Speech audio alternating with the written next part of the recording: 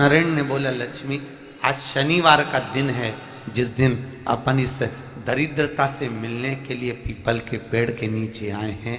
हिंदू धर्म में ये दिन पीपल के वृक्ष के लिए पूजनीय होगा।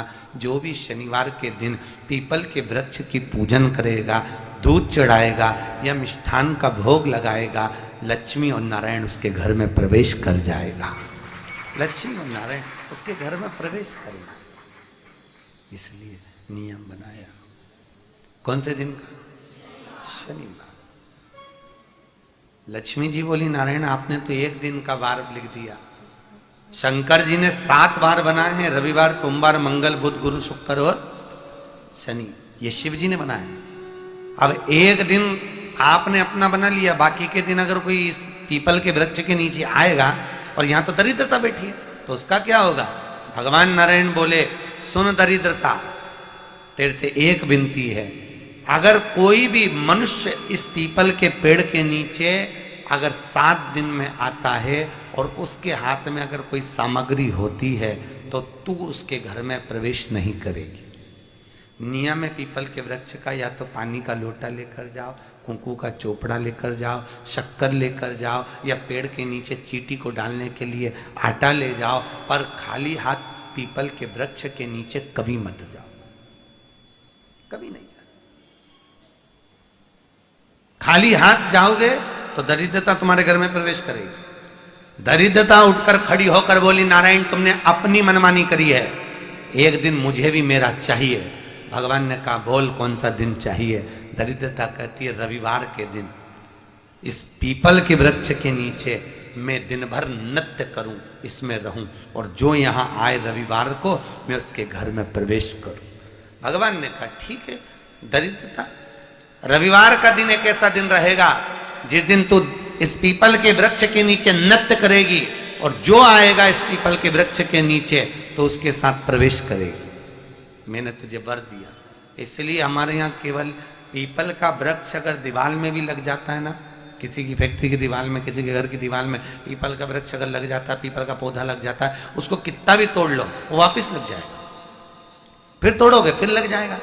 अगर पीपल के पौधे को तोड़ना है तो केवल रविवार का दिन एक नींबू, एक मिर्ची और बमूल का कांटा, ये 3 चीजें रखने के बाद में आधे घंटे बाद रविवार के दिन पीपल के पेड़ को उखाड़ कर फेंक दो।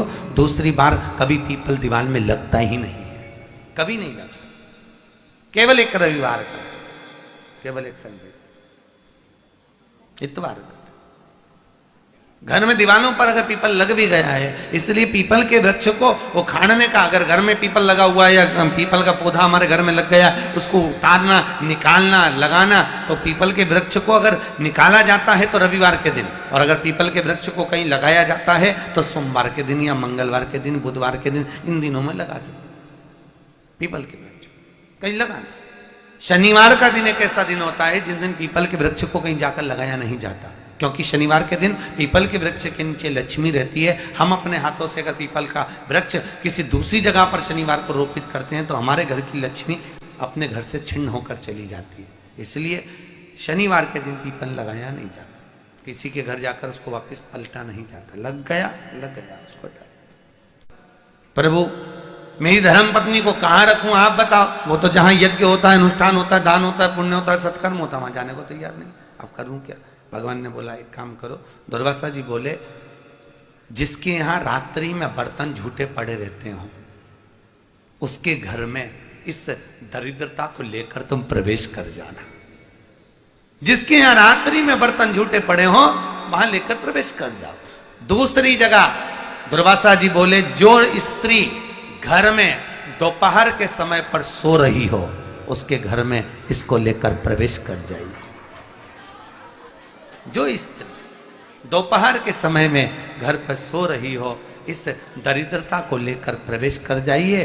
तीसरा, जिसके यहां पर दरवाजे पर कांटे वाले पौधे लगे हों उस घर में इस दरिद्रता को लेकर प्रवेश कर जाइए। दरिद्रता, कितनी सुंदर बात कही है। दाता और विधाता, कौन कौन? दाता और विधाता। लक्ष्मी और दरिद्रता के सगे भाई हैं। कौन कौन? दाता और विधाता। दाता को फिटकरी प्रिय है, विधाता को नमक प्रिय है। ये दोनों हमेशा लक्ष्मी को और दरिद्रता को दोनों को समझाते थे, दोनों में प्रेम बढ़ाते थे।